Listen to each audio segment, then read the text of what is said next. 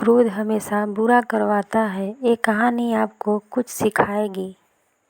एक गांव में जमींदार हृदय सिंह रहते थे। हृदय सिंह के 5 पुत्र थे। अभी पांचों स्कूल में पढ़ते थे।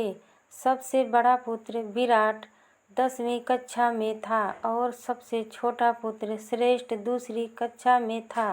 गर्मी की छुट्टियां चल रही थी तो हृदय सिंह की बहन भी आई हुई थी। हृदय सिंह के परिवार में काफ़ी अच्छा माहौल था। लोग एक दूसरे को पसंद भी करते थे और सहायता भी करते थे। बच्चे चंचल थे परंतु अच्छे थे। परंतु कभी न कभी तो कुछ ऐसा हो ही जाता है जो परिवार के लोग नहीं चाहते। एक बार एक अजीब घटना घटी। विराट को जलेबी बहुत पसंद थी। उस दिन विराट की माँ ने सबके लिए घर में जलेबी बनाई थी। विराट के 10वीं के बोर्ड थे तो वह कोचिंग गया हुआ था। विराट को पता था आज माँ जलेबियाँ बनाने वाली है।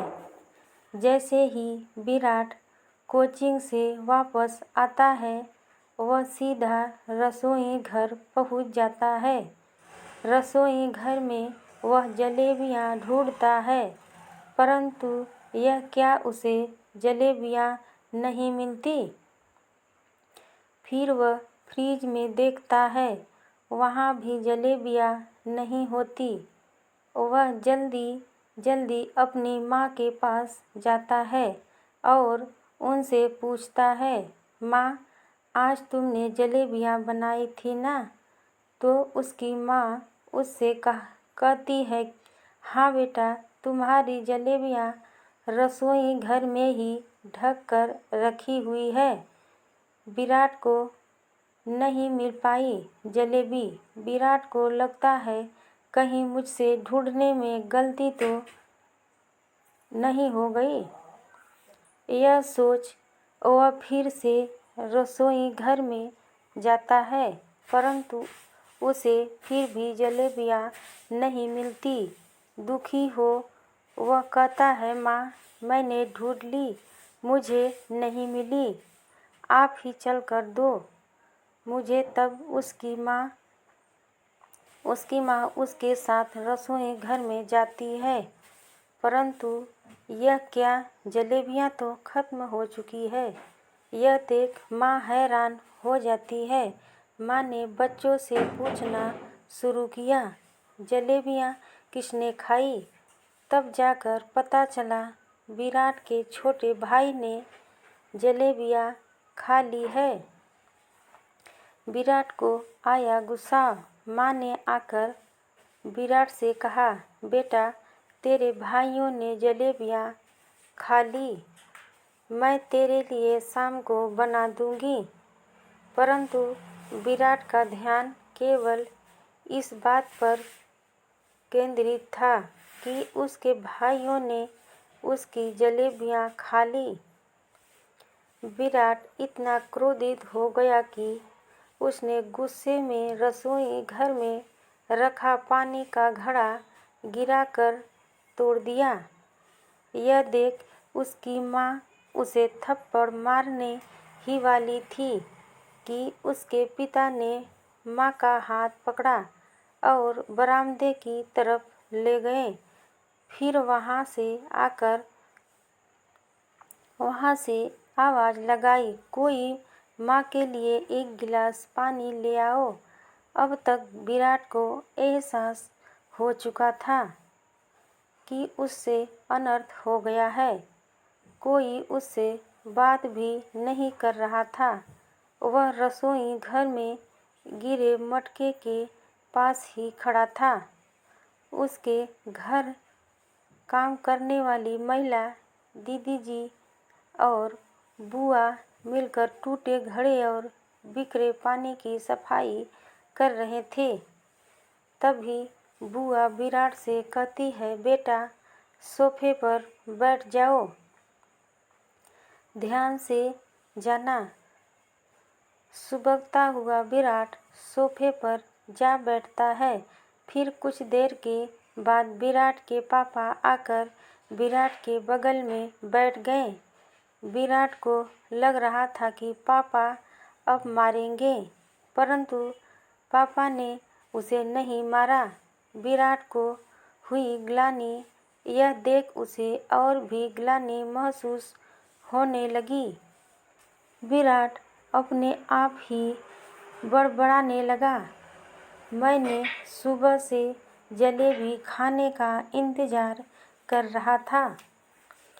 सुबह मैं नाश्ता खाकर भी नहीं गया था, परंतु इन लोगों ने मेरी जलेबी भी नहीं छोड़ी। मुझे इतनी भूख लगी थी, यह किसी दूसरे का हिस्सा कैसे खा सकते हैं। इतनी जलेबियाँ तो मैं नहीं खाई थी, इन्होंने मेरी जलेबियाँ क्यों खा ली। यह सब कह विराट रोने लगा।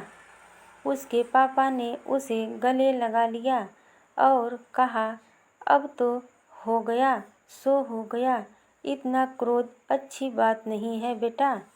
तभी विराट रोते रोते चिल्लाकर बोला, यह सब इन नालायकों की गलती है। ना यह मेरी जलेबी खाते, ना मुझसे घड़ा टूटता। तब उसकी बुआ ने उसे शांत करवाने के लिए उसके पीठ पर हाथ सहलाया और बोला, अरे तुम 5 पांडव हो, गौरव नहीं। बेटा विराट तुम सबसे बड़े हो, युधिष्ठिर बनो, दुर्योधन नहीं। फिर उसके हथेली पर धीमे धीमे गुदगुदी करने लगी। विराट थोड़ी देर में शांत हो गया। तब उसने अपनी बुआ से पूछा, क्या मैं आपको दुर्योधन लगता हूँ। तब उसकी बुआ ने हंसते हुए कहा, तुम्हें पता भी है दुर्योधन को बुरा क्यों कहते हैं और युधिष्ठिर को धर्मराज क्यों कहते हैं। तो विराट कहता है, हाँ मुझे पता है। युधिष्ठिर हमेशा धर्म की बात करते थे और दुर्योधन हमेशा अधर्म की बात। इसलिए विराट को दी बुआ और पिता ने सीख।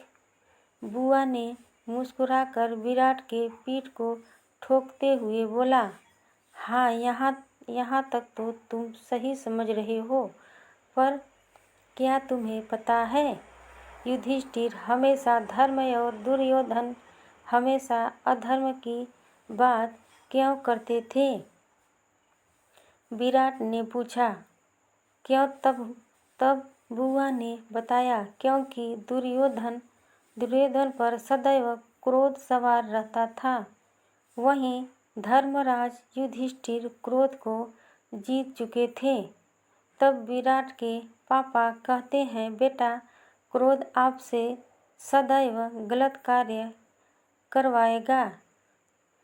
क्रोध में गलत रास्ते सही लगने लगते हैं। तुम ही सोचो, क्या तुम बिना क्रोध के उस घड़े को तोड़ देते। यदि तुम्हें क्रोध नहीं आया होता, वह घड़ा नहीं टूटा होता, तो क्या तुम रो रहे होते। तुम्हारे भाई डरे सहमे होते। बुआ और दीदी जी को सफाई करनी पड़ती। क्या तुम्हारी माँ दुखी होती। यह सब क्रोध के कारण हुआ। क्रोध गलत रास्ते का साथी है। तब विराट अपने पापा की बात समझकर दबी आवाज में कहता है, मुझसे गलती हो गई, मुझे माफ़ कर दीजिए। उसके पापा उसे गले लगा लेते हैं। हेलो दोस्तों, अगर मेरी स्टोरी पसंद आई हो तो मेरे चैनल को सब्सक्राइब कर दीजिएगा दोस्तों। प्लीज़ दोस्तों, नमस्कार, राधे राधे।